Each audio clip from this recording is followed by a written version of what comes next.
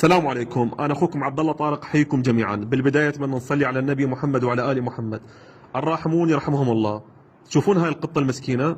كانت بإحدى الشوارع تاكل من حاويات النفايات، وتعاني من فطريات بعدة أماكن من الجسد وجفاف وتنفسية، ومثل ما تشوفون آثار الجروح والفطريات واضحة على منطقة الظهر. قمت بنقلها على المحمية وقمت بعلاج الجفاف، وبعدها لأكثر من شهر من علاج الفطريات، وهنا عقمت الجسد مرتين باليوم. بعدها استخدمت سكافون علاج مخصص للفطريات، وقمت بعلاج التنفسية بعلاج الداكسيسيكلين.